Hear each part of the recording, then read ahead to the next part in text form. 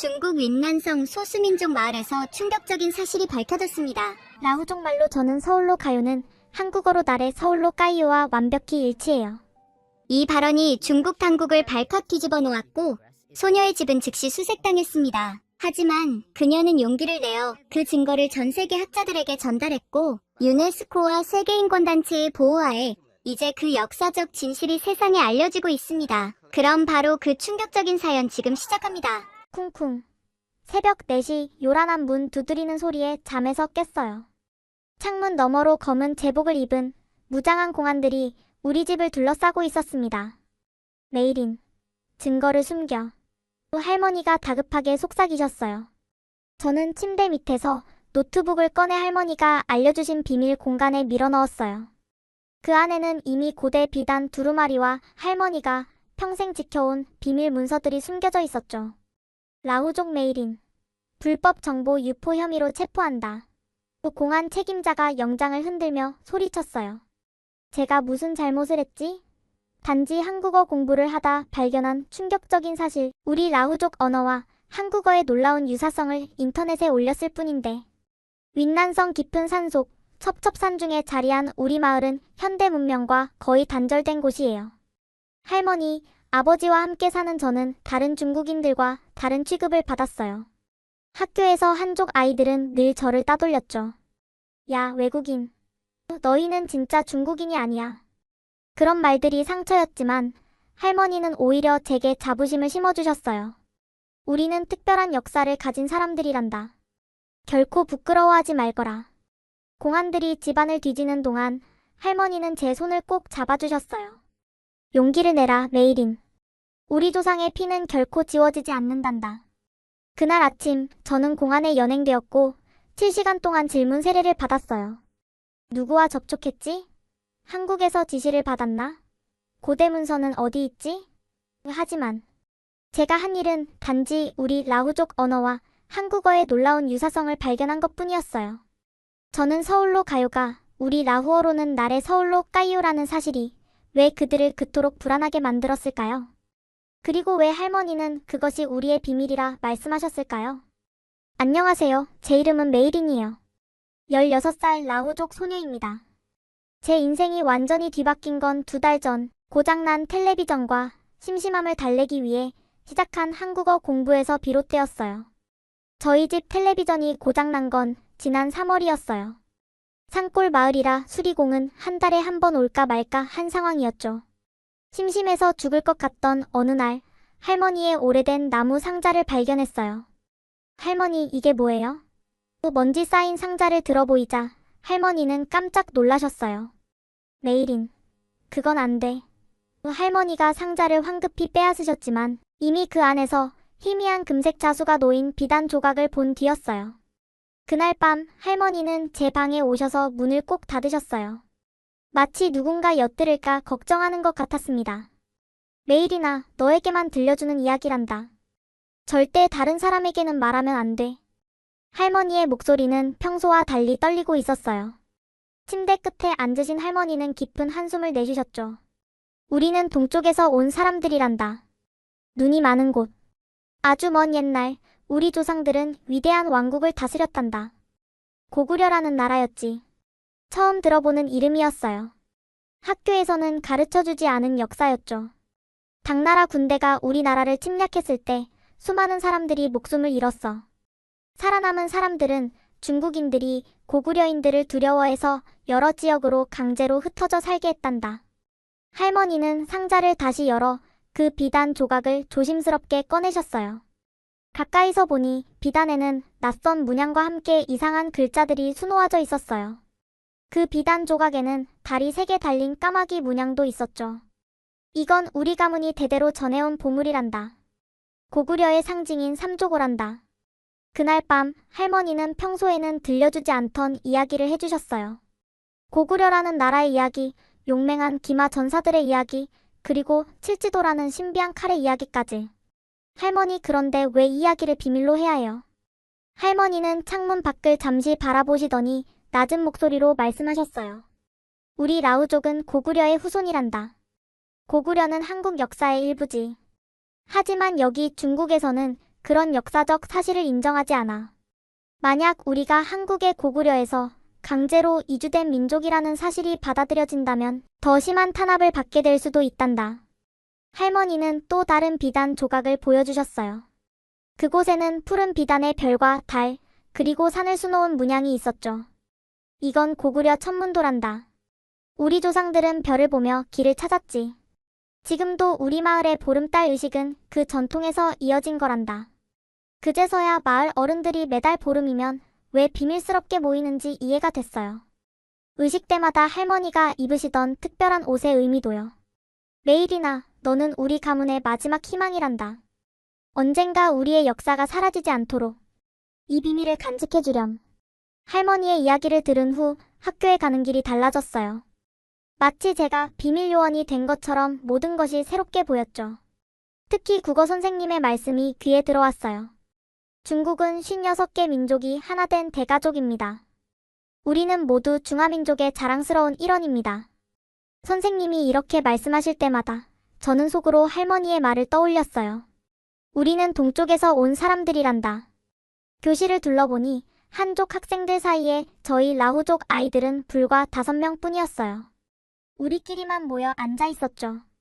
수업 시간에 역사 선생님이 칠판에 한 중국 정책에 대해 설명하고 계셨어요.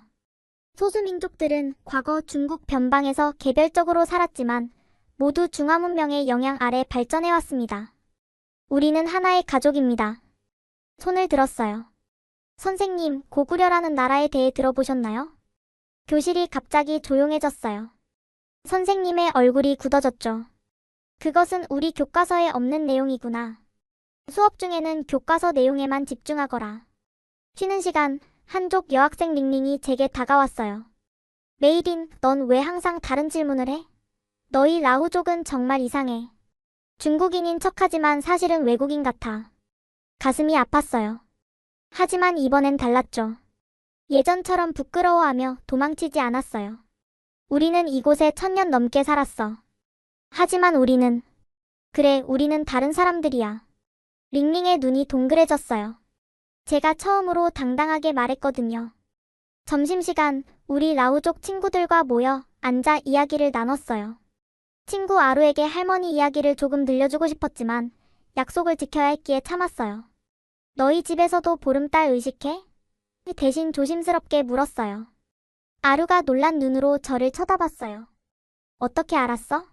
우리 할아버지가 주관하시는데 절대 다른 사람들에게 말하지 말라고 하셨어.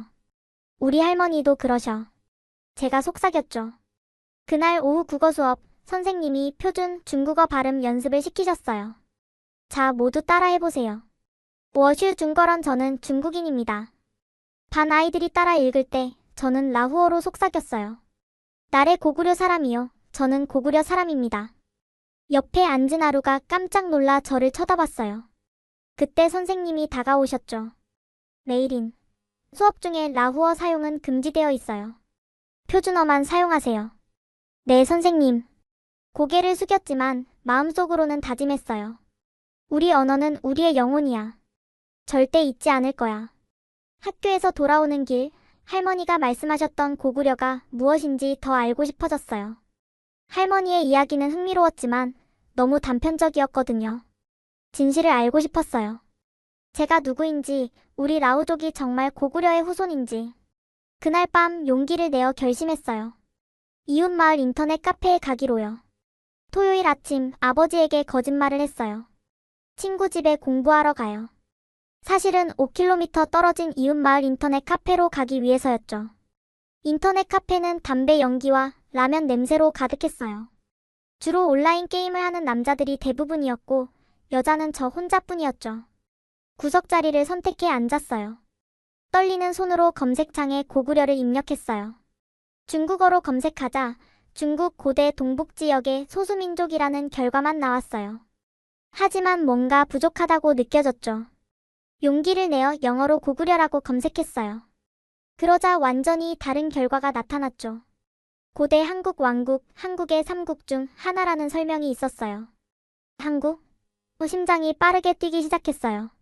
할머니가 말씀하신 북쪽 나라가 현재의 한국과 관련이 있다니. 호기심에 한국어 블로그들을 살펴보기 시작했어요. 구글 번역기로 겨우겨우 읽어 내려갔죠. 한 블로그에서 고구려 귀족의 복식을 보여주는 그림을 발견했어요. 이건 할머니의 비단 조각에 수노인 문양과 너무나 흡사했어요. 청금색 소매와 독특한 기하학적 무늬까지. 또 다른 블로그에서는 고구려 무덤 벽화를 보여주고 있었어요. 거기에 그려진 별자리 그림, 할머니가 보여주신 고구려 천문도와 정확히 일치했어요. 손이 떨렸어요. 이건 우연이 아니었어요. 저희 마을의 비밀의식 할머니의 비단 조각, 그리고 이 고대 왕국 사이에는 분명한 연결고리가 있었어요. 그때 갑자기 다른 게시물이 눈에 들어왔어요. 고구려 복원 연구 현존하는 고대 한국어의 흔적. 궁금함에 클릭했는데 그 순간 제 인생이 완전히 바뀌게 될 줄은 몰랐어요.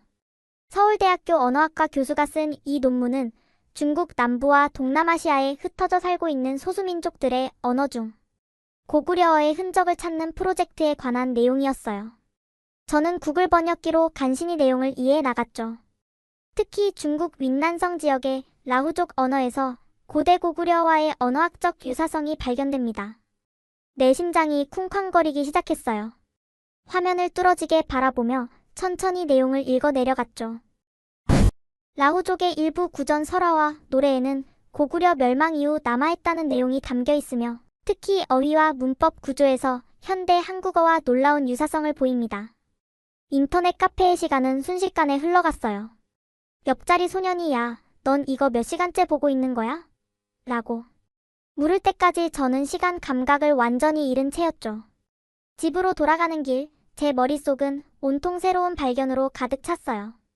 할머니가 어릴 적 들려주시던 이야기, 마을의 비밀의식, 그리고 지금 발견한 이 놀라운 연결고리. 모든 것이 이제 퍼즐처럼 맞춰지기 시작했죠. 다음 날, 저는 아버지의 낡은 라디오를 몰래 가져와 배터리를 교체했어요. 그리고 유튜브에서 발견한 한국어 기초학습 동영상을 녹음했죠. 학교에 갈 때도, 들에서 일할 때도, 심지어 밤에 잠들기 전에도 이어폰을 꽂고 한국어 발음을 따라했어요. 안녕하세요. 안녕하세요. 낯선 발음을 따라하면서도 이상하게 친숙한 느낌이 들었어요. 장터에 가는 길에 모은 용돈으로 낡은 한국어 교재를 구입했어요. 중고책이었지만 내게는 보물과도 같았죠. 책장을 넘기며 처음 본 한글을 따라 쓰기 시작했어요. 기역, 니은, 디귿, 리을. 한글의 자음과 모음을 배우면서 저는 이상한 감정에 사로잡혔어요. 마치 오래전에 알았던 무언가를 다시 만난 것 같은 친숙함이었죠. 한글을 배우면서 저는 라후족 언어와의 놀라운 유사성을 발견하기 시작했어요. 할머니가 자주 사용하시던 표현들이 한국어와 발음이 비슷하다는 것을 깨달았죠. 한국어로 저는 너를 사랑해요가 라후족 언어로는 나를 너타 하위요로 들렸어요. 단어 순서와 발음이 너무나 흡사했죠. 또 한국어로 저는 서울로 가요가 라후족 언어로는 나래 서울로 까이요로 들렸어요. 가다라는 동사가 라후족어에서는 까이로 사용되는 것이었죠. 저는 내가 알고 있는 라후족 노래의 가사를 한글로 옮겨보았어요. 놀랍게도 많은 단어들이 한국어와 발음이 비슷했고 문장 구조도 한국어와 비슷했어요. 하루는 밤늦게까지 공부하다가 잠이 들었는데 할머니가 제 방에 들어오셨어요. 책상 위에 펼쳐진 한글 교재를 보고 할머니는 마치 유령이라도 본 듯 창백해지셨어요. 메이린, 이건 어디서 난 거니? 저는 놀라서 깼어요. 할머니의 표정에는 공포와 놀라움, 그리고 묘한 안도감이 섞여 있었어요. 할머니, 제가 인터넷에서 찾은 거예요. 우리 라후족 언어와 한국어가 비슷해요. 보세요. 저는 내가 정리한 노트를 할머니께 보여드렸어요. 라후족 단어와 한국어 단어를 나란히 적어놓은 목록이었죠. 라후족어 나래 한국어 저는, 라후족어 물래 한국어 물을, 라후족어 하늘이 한국어 하늘이, 라후족어 발에 한국어 바다. 할머니는 떨리는 손으로 제 노트를 만지셨어요. 그리고 갑자기 눈물을 흘리기 시작하셨죠. 할머니 왜 우셔요? 내가 걱정스럽게 물었어요. 할머니는 한참을 말없이 눈물만 흘리시다가 마침내 입을 여셨어요. 메이린, 우리 조상들은 원래 북쪽에서 왔단다. 고구려라는 나라에서. 그 말을 듣는 순간 제 온몸에 전율이 흘렀어요. 할머니의 입에서 고구려라는 단어가 나오다니. 하지만 이것은 비밀이어야 해. 누구에게도 말하면 안 돼. 할머니가 제 손을 꼭 잡으며 당부하셨어요. 왜요, 할머니? 이건 우리의 역사잖아요. 자랑스러운 일이에요. 할머니는 깊은 한숨을 내쉬셨어요. 메이린, 이 나라에서 우리는 다른 역사를 가질 수 없단다. 우리는 모두 한족의 후예여야 해. 다른 정체성은 인정되지 않아. 그날 밤, 저는 제 일기장에 처음으로 한글로 일기를 썼어요. 오늘 저는 내가 누구인지 조금 알게 되었다. 저는 라후족이다. 하지만 그보다 더 깊은 곳에서 저는 고구려인이다. 달빛이 마을을 은은하게 비추던 어느 밤이었습니다. 저는 한국어 공부에 푹 빠져 있었지만 갑자기 들려오는 이상한 소리에 귀를 기울였습니다. 창문 너머로 어른들이 마을 끝 공터로 모여드는 모습이 보였습니다. 오늘이 보름이구나. 저는 중얼거렸습니다. 매달 보름날 마을 어른들은 비밀 모임을 가졌습니다. 아이들에게는 철저히 금지된 의식이었죠. 호기심을 참을 수 없었습니다. 저는 조용히 집을 빠져나와 어둠 속에 몸을 숨긴 채 마을 공터로 향했습니다. 달빛 아래 마을 어른들이 둥글게 모여 앉아 있었고 가운데에는 작은 돌재단이 놓여 있었습니다. 어른들은 평소에 입지 않는 특별한 옷을 입고 있었습니다. 푸른 빛과 붉은 빛이 섞인 비단 옷이었는데 할머니의 비밀 상자에 있던 천 조각과 같은 문양이 수놓아져 있었습니다. 저는 커다란 참나무 뒤에 숨어 그들의 의식을 지켜보았습니다. 마을 대표로 할아버지가 앞으로 나섰습니다. 그는 손에 작은 청동종을 들고 있었습니다. 위대한 고구려의 영혼이여 우리에게 힘을 주소서. 할아버지의 목소리가 밤 공기를 가르며 울려 퍼졌습니다. 그 순간 모든 어른들이 일제히 머리를 숙였습니다. 1500년의 시간이 흘러도 우리는 기억합니다. 우리의 조상, 우리의 뿌리 고구려의 위대한 혼을. 할아버지가 청동종을 3번 울리자 어른들은 일제히 손바닥을 땅에 대고 절을 3번 했습니다. 그리고 모두 함께 저에게는 너무나 낯설지만 동시에 이상하게 친숙한 노래를 부르기 시작했습니다. 동북 평원의 푸른 하늘 아래 고구려의 후예들 용맹하게 산다. 노래의 가사는 라후족 언어였지만 이상하게도 제가 배우던 한국어와 매우 비슷했습니다. 가사 속의 고구려, 대왕, 천명과 같은 단어들이 들려왔습니다. 의식은 계속되었습니다. 할아버지가 작은 항아리에서 무언가를 꺼내 불 위에 뿌렸습니다. 푸른 불꽃이 치솟았고 향기로운 냄새가 주변에 퍼졌습니다. 고구려의 별들이여 우리를 지켜보소서. 할아버지가 손을 하늘로 향해 들고 기도했습니다. 그리고 어른들은 돌아가며 작은 돌재단 위에 곡식, 과일, 술을 올렸습니다. 저는 눈을 크게 뜨고 지켜보았습니다. 이 의식이 어디서 많이 본 것 같다는 생각이 들었습니다. 그러다 번뜩 기억이 났습니다. 인터넷에서 본 고구려, 제천 의식과 너무나 흡사했습니다.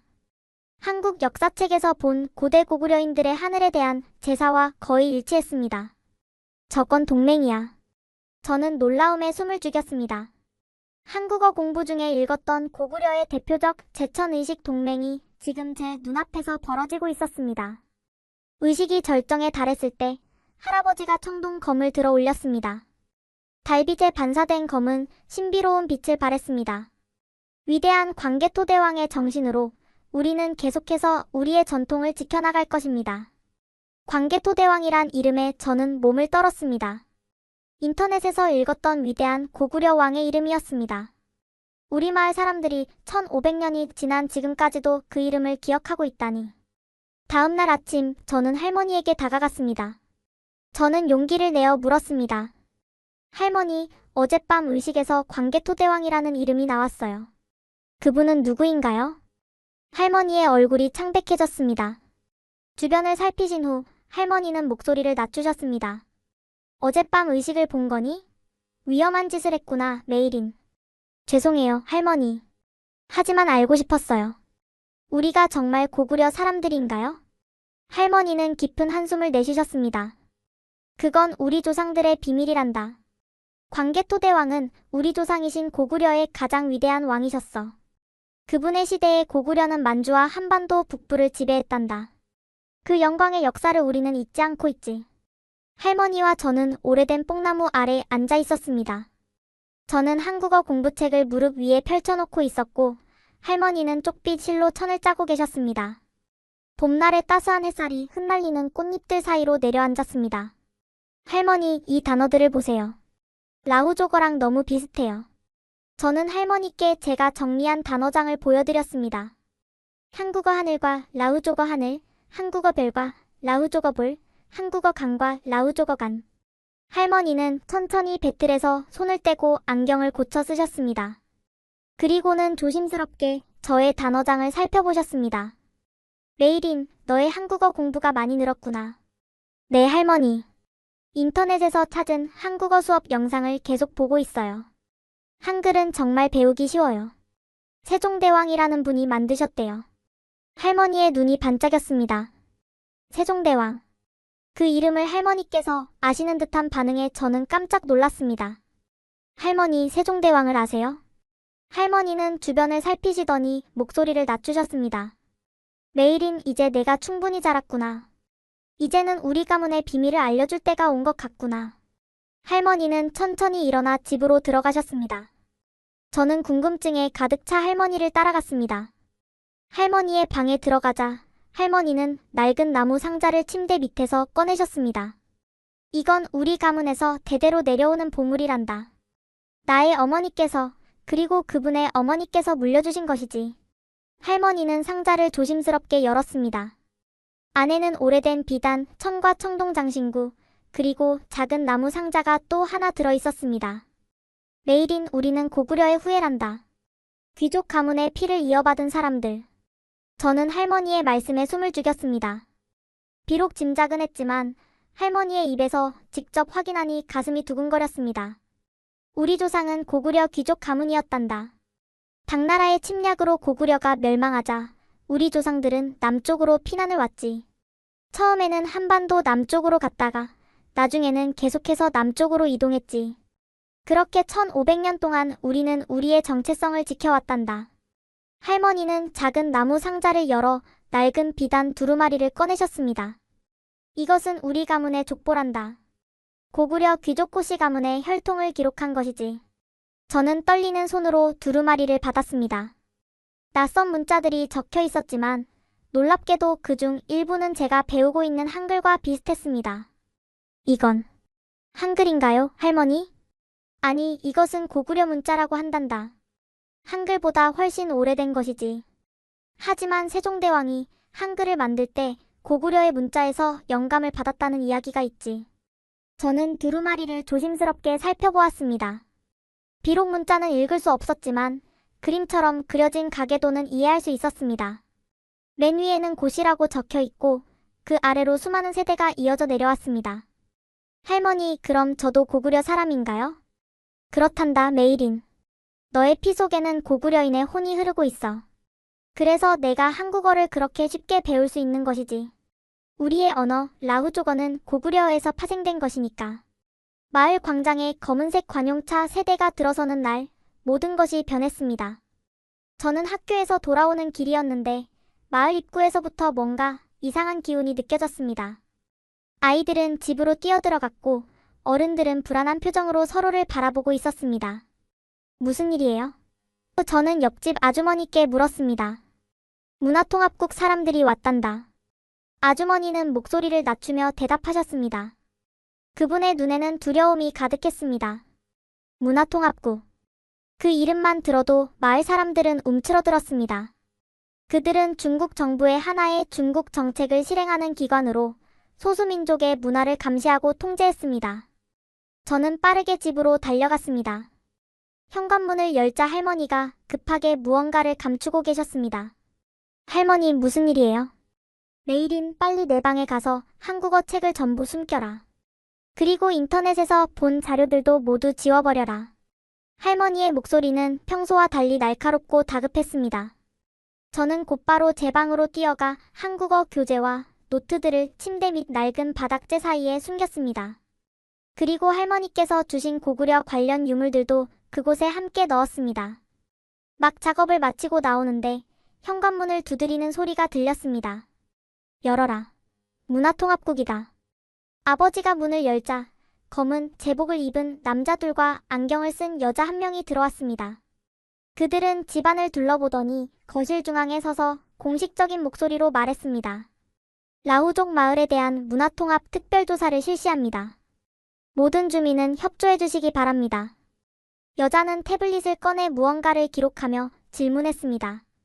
이 가정에 소장 중인 민족 문화재나 전통 의복, 서적이 있습니까? 아버지는 평온한 표정을 지으려 애쓰며 대답했습니다. 없습니다. 저희는 평범한 중국 국민일 뿐입니다. 여자는 의심스러운 눈빛으로 아버지를 바라보았습니다. 그렇군요. 하지만 우리는 직접 확인해야 합니다. 집안을 수색하겠습니다. 그들은 방 하나하나를 뒤지기 시작했습니다. 옷장을 열고 서랍을 뒤지고 침대 밑도 살펴보았습니다. 저는 심장이 멎을 것 같았습니다. 제 방 바닥 밑에 숨겨둔 것들이 발견되면 어떻게 될까요? 문화통합국 사람들이 제 방으로 향하는 것을 본 할머니는 갑자기 기침을 시작하셨습니다. 너무 심한 기침이어서 다들 놀라 할머니를 돌아보았습니다. 죄송합니다. 제 건강이 좋지 않아서. 할머니는 기침 사이사이 말씀하셨습니다. 안경 쓴 여자가 할머니를 물끄러미 바라보더니 동료들에게 고개를 끄덕였습니다. 이 방은 간단히 확인하고 넘어가자. 그들은 제 방을 대충 둘러보고 나갔습니다. 저는 안도의 한숨을 내쉬었지만 그것도 잠시였습니다. 이게 뭐지? 한 남자가 할머니의 방에서 무언가를 발견했습니다. 그것은 할머니가 급하게 숨기다 미처 다 감추지 못한 청동 의뢰용 그릇이었습니다. 이건 그냥 오래된 가족 유물입니다. 할머니가 대답하셨습니다. 이런 형태의 그릇은 라후족 전통 물건이 아닙니다. 여자가 차갑게 말했습니다. 이건 명백히 다른 문화권의 유물이군요. 그녀는 그릇을 자세히 살펴본 후 사진을 찍었습니다.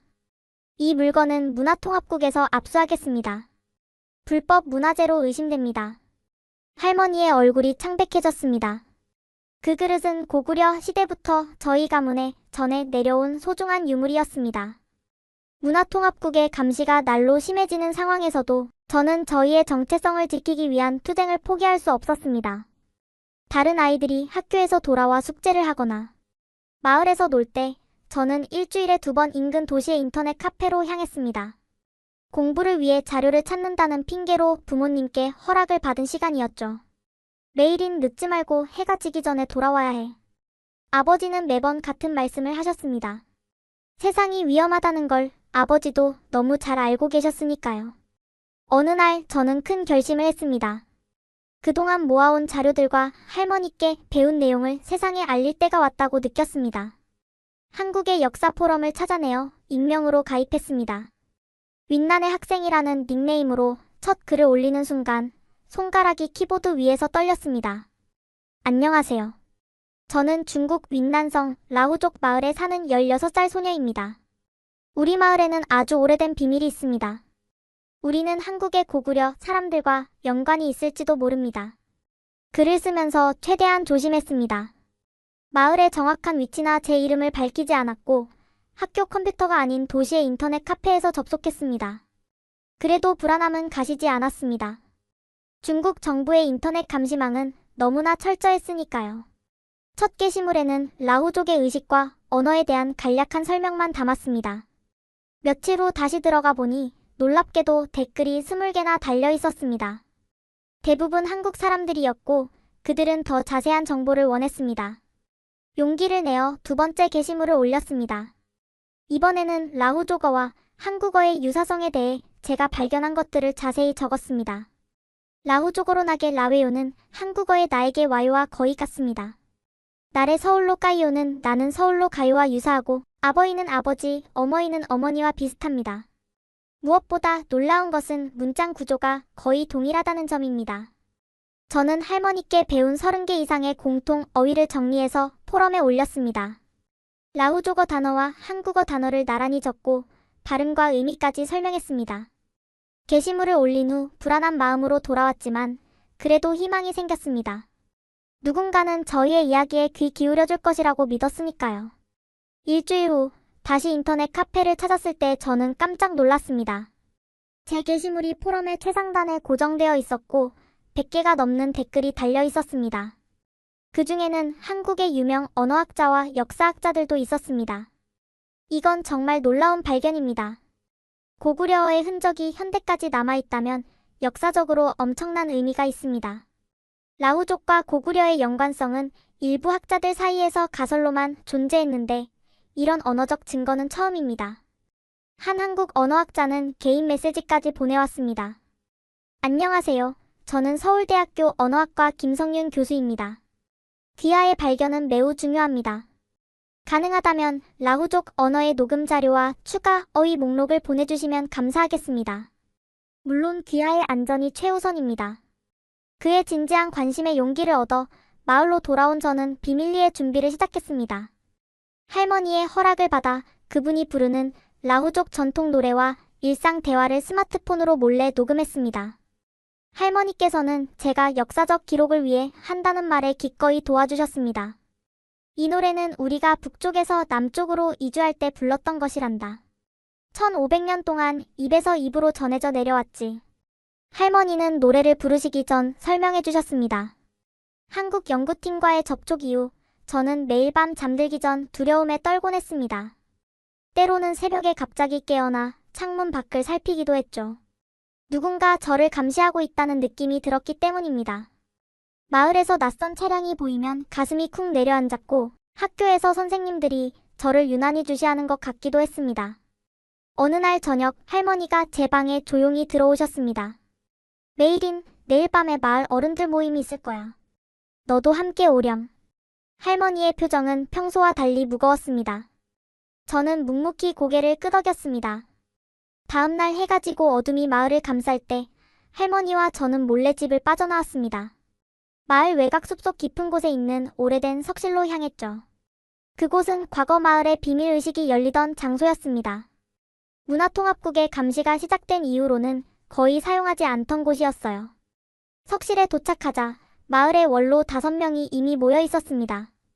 불빛 하나 없는 어둠 속에서 그들의 윤곽만 희미하게 보였습니다. 저는 할머니 뒤에 숨어 그들의 대화를 조용히 들었습니다. 우리는 중대한 결정을 내려야 합니다. 마을의 최고 원로인 류 할아버지가 무거운 목소리로 말했습니다. 우리의 비밀이 밖으로 알려지고 있습니다. 그 말에 제 심장이 빠르게 뛰기 시작했습니다. 누군가 제 온라인 활동을 발견한 것일까요? 최근 한국에서 온 연락이 있었습니다. 류 할아버지가 계속 말했습니다. 그들은 우리 마을에 관심을 보이고 있으며 곧 연구팀이 방문할 예정이라고 합니다. 저는 숨을 멈췄습니다. 어떻게 이 사실을 알게 되셨을까요? 이 일은 메이린의 노력으로 이루어진 것입니다. 할머니가 제 어깨에 손을 얹으며 말씀하셨습니다. 모든 시선이 저에게 향했습니다. 잠시 침묵이 흐른 후 제가 입을 열었습니다. 죄송합니다. 제가 온라인으로 한국 학자들과 연락을 주고받았어요. 우리의 언어와 전통이 고구려와 연관되어 있다는 증거를 그들에게 보냈고 그들이 관심을 보였어요. 또 다시 무거운 침묵이 내려앉았습니다. 저는 그 순간 벌을 받을 각오를 했습니다. 마을의 가장 큰 비밀을 외부에 알린 것이니까요. 용기 있는 행동이었다. 류 할아버지가 마침내 입을 열었습니다. 위험하지만 어쩌면 우리가 1500년 동안 기다려온 순간일지도 모르지. 저는 놀라움에 할아버지를 바라보았습니다. 우리는 오랫동안 우리의 정체성을 숨겨왔습니다. 류 할아버지가 계속 말했습니다.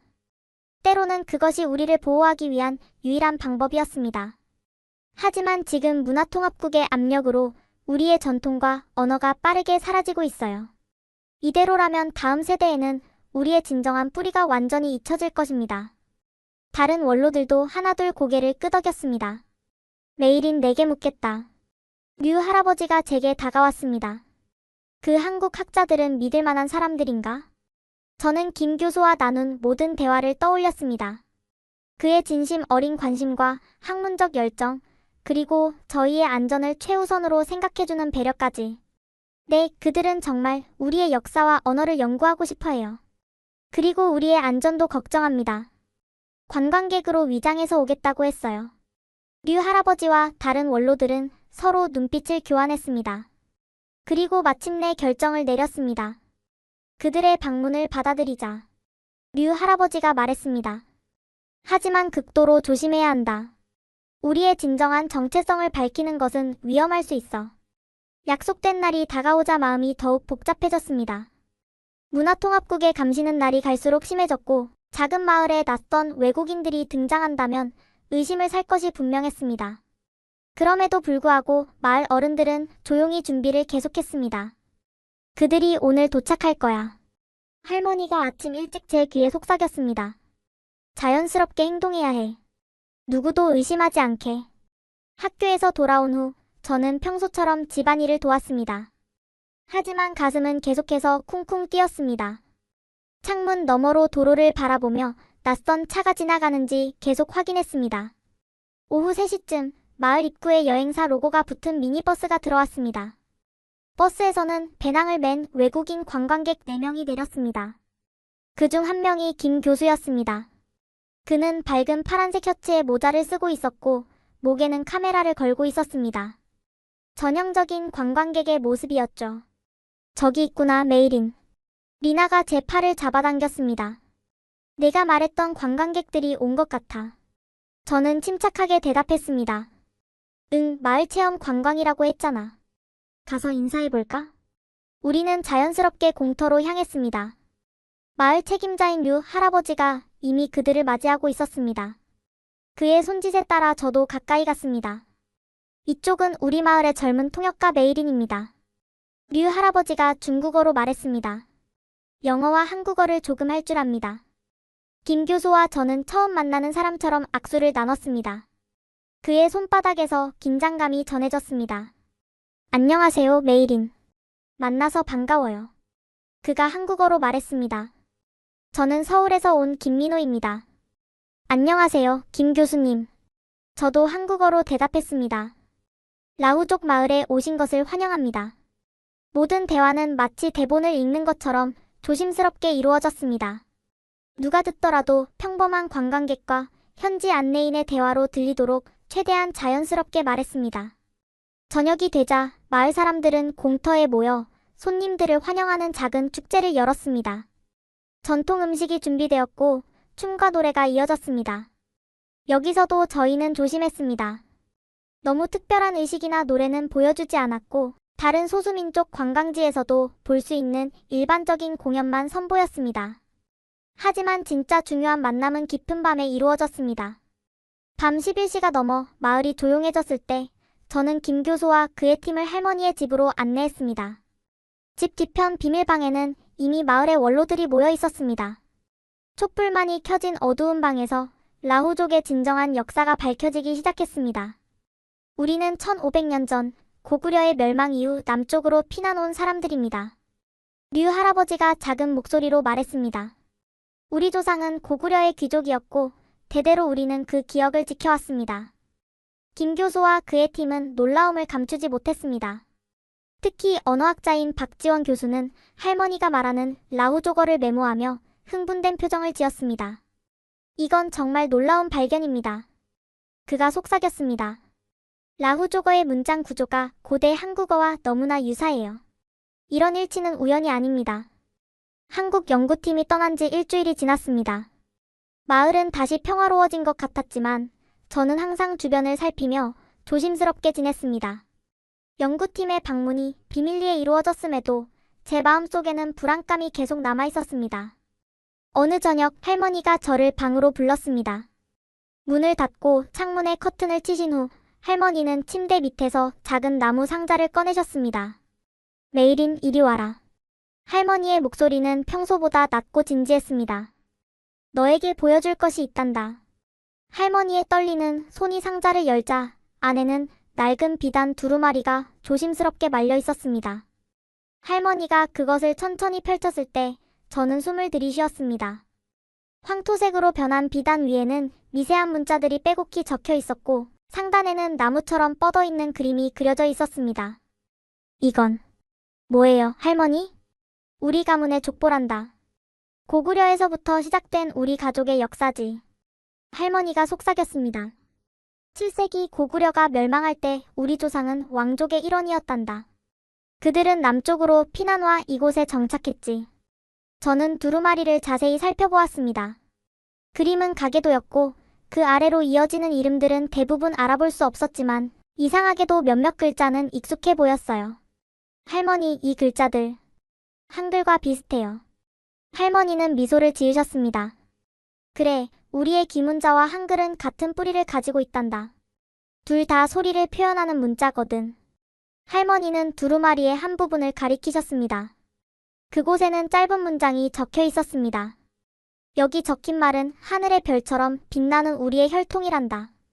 한국어로 해석하면 거의 같은 뜻이 돼. 저는 그 문장을 따라 읽어보았습니다.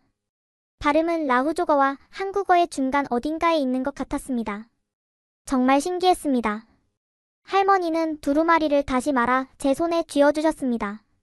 이제 이것은 내 것이다, 메이린. 나는 이미 늙었고 우리의 역사를 지켜낼 책임은 이제 내게 있단다. 할머니의 손이 제 손을 꼭 감쌌습니다. 하지만 할머니, 이건 너무 중요한 유물이에요. 제가 가지고 있기에는.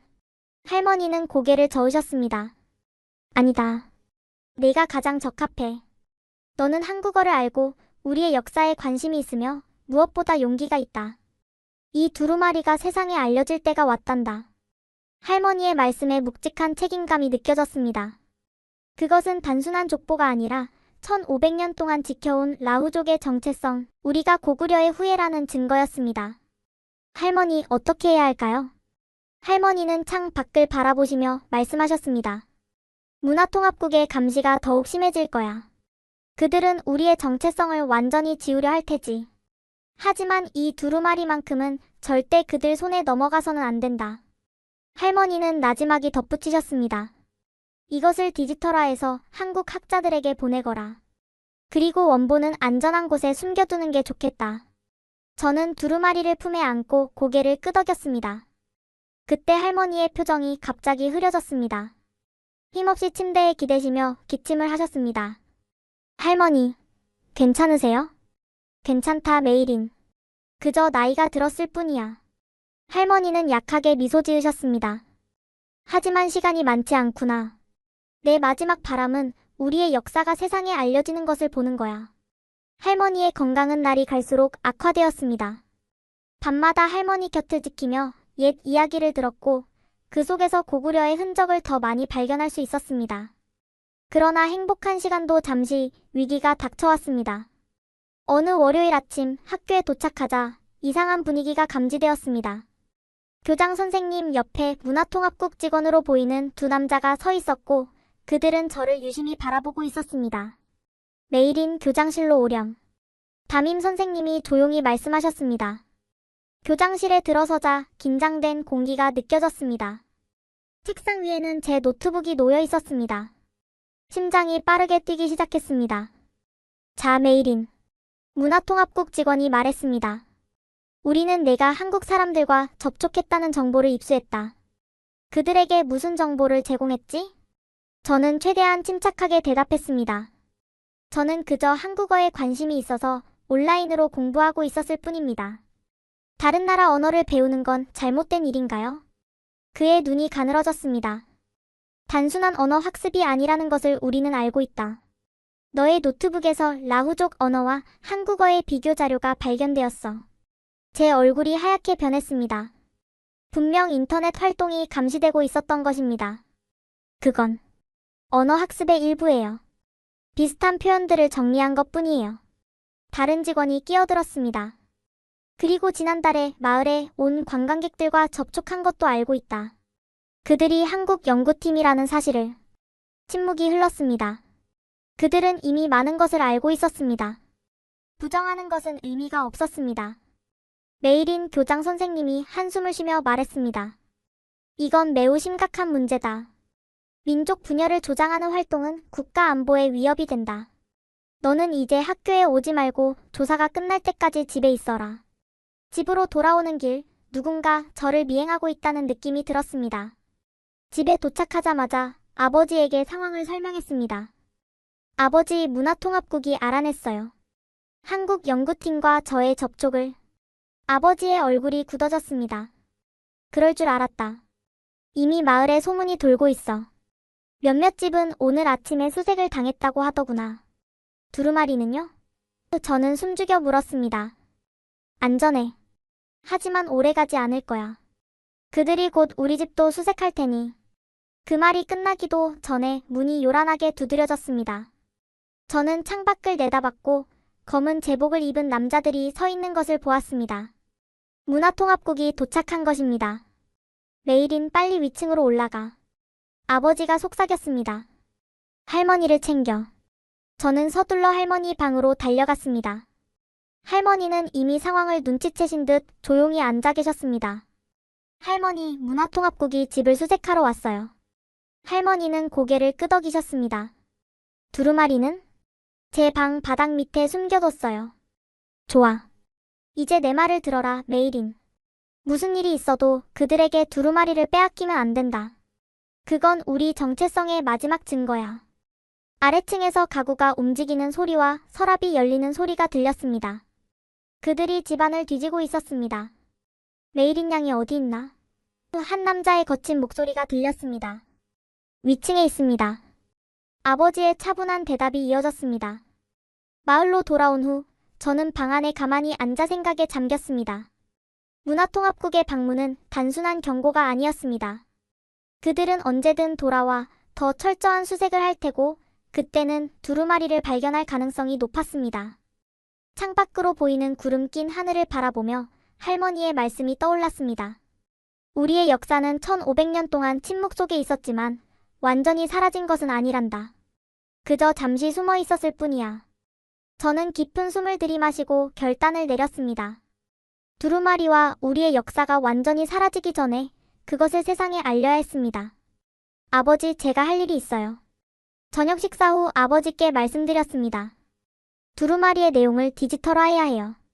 이대로 두면 언젠가는 발견될 거예요. 아버지는 잠시 생각하시더니 고개를 끄덕이셨습니다. 조심해라. 누구에게도 들키면 안 된다. 그날 밤부터 저는 비밀 작업을 시작했습니다. 할머니가 주무시는 동안 방 안의 작은 책상에 노트북을 펴고 두루마리를 조심스럽게 펼쳤습니다. 한 장 한 장 고해상도로 촬영하기 시작했습니다. 두루마리의 상태가 좋지 않아 매우 조심스럽게 다뤄야 했습니다. 가끔 바스러질 듯한 부분은 숨을 멈추고 떨리는 손으로 사진을 찍었습니다. 이게 뭐 하는 거니? 할머니의 목소리에 저는 화들짝 놀랐습니다. 할머니, 저 두루마리를 디지털화하고 있어요. 영원히 보존하기 위해서요. 할머니는 제 곁으로 다가와 작업 중인 화면을 바라보셨습니다. 그리고는 놀랍게도 미소를 지으셨습니다. 좋은 생각이다. 우리의 이야기는 살아남아야 해. 할머니의 지지를 받아 더욱 용기를 얻은 저는 며칠 동안 밤마다 작업을 계속했습니다.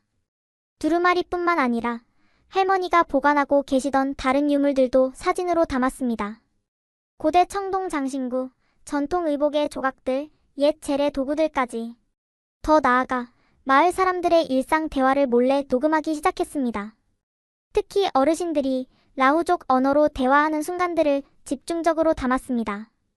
젊은 세대들은 이미 중국어를 많이 사용하고 있었기 때문에 순수한 라후족 언어는 노인들 사이에서만 들을 수 있었습니다. 이런 부분은 어떻게 발음하나요?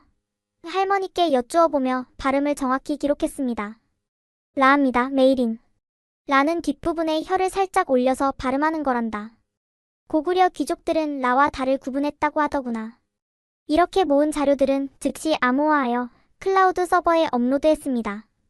한 번은 인터넷 카페에서 자료를 올리던 중 갑자기 전력이 나가 가슴이 철렁 내려앉기도 했습니다. 다행히 백업 전원이 작동하여 작업을 마칠 수 있었지만 그만큼 위험한 일이었습니다.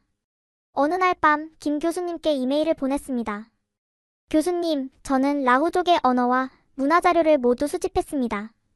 이것은 우리 민족의 정체성을 증명하는 마지막 증거가 될지도 모릅니다. 부디 안전하게 보관해 주시고 세상에 알려주세요. 김 교수님의 메시지 이후 저는 매일 밤 한국의 뉴스와 학술 사이트를 확인하기 시작했습니다.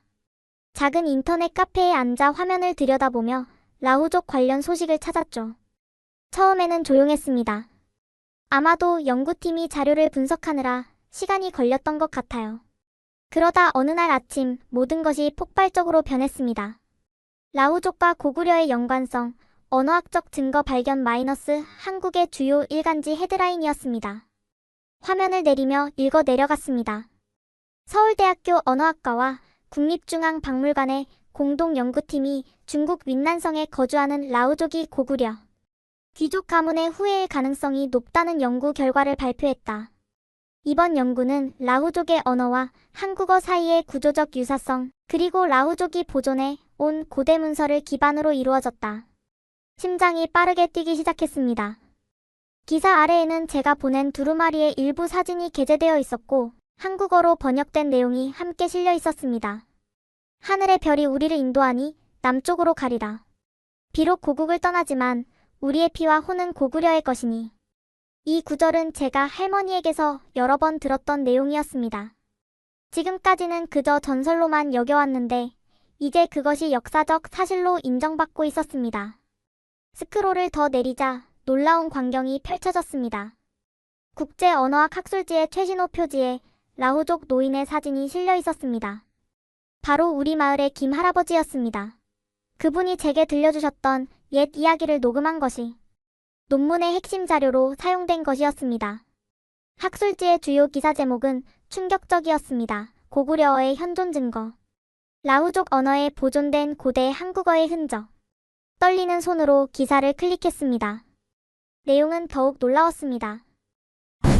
라후족 언어에서 발견된 364개의 기본 어휘 중 약 41%가 현대 한국어와 직접적인 연관성을 보이며 특히 고어와의 유사성은 58%에 달한다.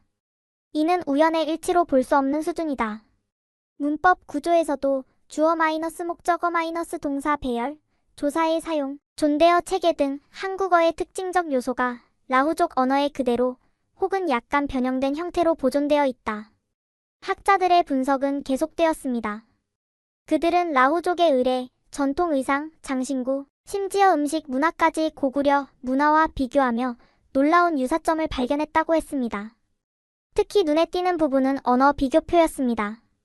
제가 보낸 단어장을 기반으로 확장된 비교표에는 라후족어와 한국어의 1:1 대응이 정리되어 있었습니다.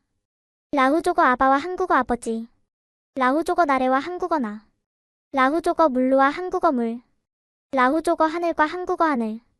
마지막 예는 완전히 동일했습니다. 1500년의 시간과 수천 킬로미터의 거리를 초월해 변하지 않은 단어였습니다. 그 순간 제 눈에서 눈물이 흘러내렸습니다. 그날 밤 저는 흥분된 마음으로 집에 돌아왔습니다. 할머니께 모든 소식을 전하고 싶었습니다. 하지만 할머니의 상태는 점점 악화되고 있었고 많은 대화를 나누기 어려웠습니다. 할머니, 우리의 이야기가 학계에서 인정받고 있어요. 모두가 라후족과 고구려의 연관성에 놀라고 있답니다. 할머니는 약하게 미소 지으셨습니다. 옛 조상들이 우리를 지켜보고 있을 거야, 메이린. 할머니의 건강이 급격히 악화되었습니다. 매일 밤 할머니의 손을 잡고 앉아있으면서도 마음속으로는 김 교수님의 메시지를 계속 생각했습니다. 한국 방문이라. 꿈만 같은 일이었지만 할머니를 이런 상태로 두고 떠날 수는 없었습니다. 할머니, 저보고 한국에 가라는 연락이 왔어요. 할머니의 눈이 갑자기 빛났습니다. 오랫동안 보지 못했던 생기가 돌아온 순간이었습니다. 가거라, 메이린. 우리 조상의 땅으로. 하지만 할머니를 두고 어떻게. 할머니는 힘겹게 손을 들어 제 뺨을 쓰다듬으셨습니다. 이건 운명이란다. 내가 해야 할 일이야. 나는 괜찮을 거야. 그날 밤 아버지와 오랜 대화를 나눴습니다. 가야 할지 머물러야 할지 너무나 어려운 결정이었습니다. 메이린, 내 인생에서 가장 중요한 순간이 왔구나. 아버지가 진지하게 말씀하셨습니다. 할머니는 내가 가길 원하셔. 우리 모두가 그래. 마을의 어르신들도 비밀리에 저희 집에 모여 의견을 나누었습니다. 그들은 모두 같은 말씀을 하셨습니다. 이건 메이린 너 혼자만의 일이 아니다. 우리 라후족 전체의 역사와 미래가 걸린 일이야. 마침내 저는 결정을 내렸습니다. 한국으로 가기로 한 것입니다. 그러나 그 결정은 또 다른 문제를 가져왔습니다. 중국을 어떻게 떠날 것인가? 문화통합국의 감시는 날이 갈수록 심해지고 있었고 제 여권은 이미 통제 리스트에 올라 있을 것이 분명했습니다. 김 교수님과 비밀 채널로 연락을 주고받으며 계획을 세웠습니다. 국경을 넘는 가장 안전한 방법, 그리고 그 이후의 여정까지 모든 세부 사항을 조정했습니다. 출발 전날 밤 할머니의 상태가 갑자기 더 나빠졌습니다. 숨쉬기가 힘들어 보이셨고 의식도 희미해진 상태였습니다. 저는 밤새 할머니 곁을 지키며 손을 잡고 있었습니다. 새벽녘 할머니가 갑자기 눈을 뜨셨습니다. 그 눈빛은 평소보다 더 맑고 깊었습니다. 메이린 가까이 오렴. 저는 귀를 기울였습니다. 두루마리를 잘 간직하고 우리의 노래를 잊지 마라. 그리고 고향에 가거든 아름다운 산과 강의 인사를 전해다오. 할머니의 숨이 점점 약해졌습니다. 마지막 말씀은 거의 속삭임과도 같았습니다. 너는 라우족의 희망이란다. 그리고 고구려에. 할머니는 마지막 말을 마치지 못한 채 영원한 잠에 드셨습니다. 저는 그 자리에서 오랫동안 울었습니다. 아버지가 들어와 저를 안아주셨고 우리는 함께 슬픔을 나눴습니다. 할머니의 장례식은 조용하고 간소하게 치러졌습니다. 마을 사람들은 모두 와서 마지막 인사를 했습니다. 비록 공개적으로 말할 수는 없었지만 모두가 할머니가 우리 민족의 정체성을 지키기 위해 평생을 바쳤다는 것을 알고 있었습니다. 장례식 다음 날, 저는 새벽녘에 조용히 집을 나섰습니다. 두루마리와 몇 가지 중요한 자료들을 배낭에 단단히 넣고 마지막으로 아버지와 포옹했습니다. 조심히 가거라, 메이린. 할머니의 영혼이 너를 지켜줄 거야. 아버지 꼭 돌아올게요. 더 강해져서 우리 민족의 이야기를 세상에 알리고 돌아올게요. 위험한 여정이 시작되었습니다. 마을에서 쿤밍까지, 쿤밍에서 국경까지, 그리고 마침내 한국까지. 그 과정의 모든 세부 사항을 말씀드리긴 어렵습니다. 다만 많은 사람들의 도움과 약간의 운, 그리고 김 교수님과 그의 동료들의 철저한 계획 덕분에 무사히 서울에 도착할 수 있었습니다. 인천공항에 발을 딛는 순간 이상한 감정이 밀려왔습니다. 낯선 곳인데도 어딘가 익숙한 느낌, 마치 오래전에 떠났던 고향에 돌아온 듯한 감각이었습니다. 김 교수님이 직접 저를 맞이해 주셨습니다. 60대 중반으로 보이는 온화한 인상의 남성이었습니다. 메이린, 드디어 만나게 되어 정말 기쁩니다. 당신의 용기에 깊은 감사를 드립니다.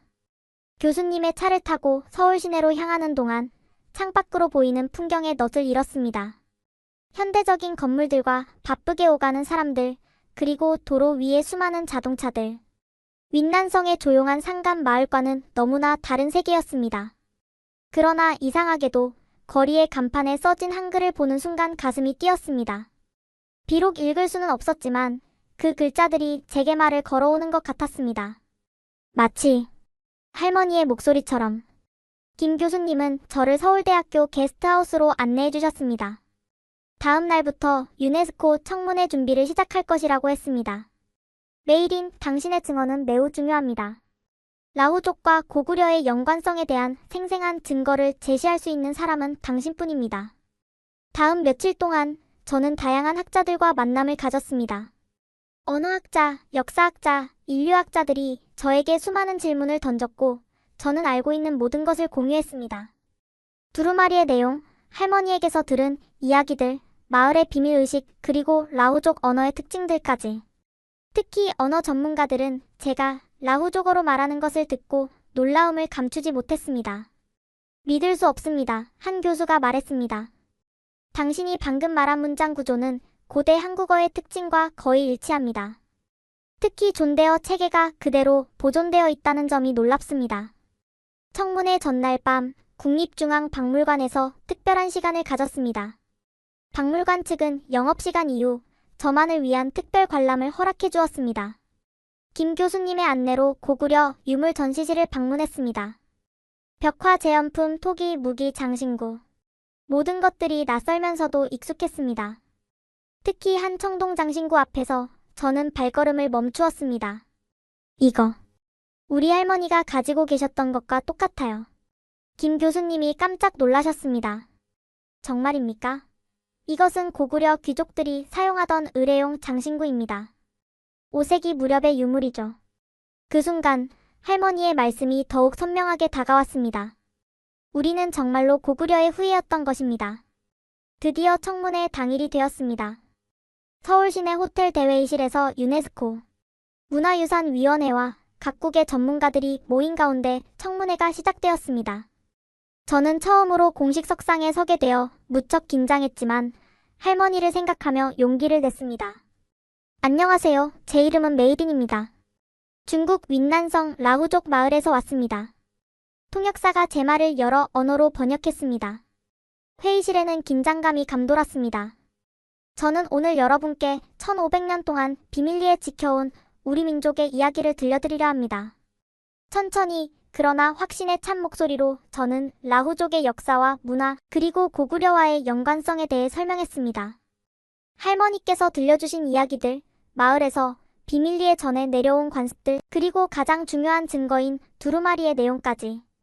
청문회가 끝난 후 유네스코 위원장이 발언했습니다. 오늘 우리는 인류 역사의 중요한 발견을 목격했습니다. 라후족의 문화와 언어는 분명히 보호되어야 할 귀중한 유산입니다. 우리는 이 문제를 최우선 과제로 다룰 것입니다. 청문회의 영향은 즉각적으로 나타났습니다. 세계 각국의 언론이 라후족과 고구려의 연관성에 대해 보도하기 시작했고, 학계에서는 더 많은 연구 프로젝트가 시작되었습니다. 이제 저는 한국과 마을 사이를 오가며 두 세계를 잇는 다리 역할을 하고 있습니다. 마을에서는 라후족 언어를 가르치고 한국에서는 우리의 역사를 연구합니다. 할머니가 남겨주신 두루마리는 이제 디지털화되어 안전하게 보존되었고 그 내용은 수많은 학자들에 의해 연구되고 있습니다. 1500년 동안 침묵 속에 묻혀있던 우리의 역사가 마침내 빛을 보게 되었습니다. 할머니의 마지막 소원이 이루어진 것입니다.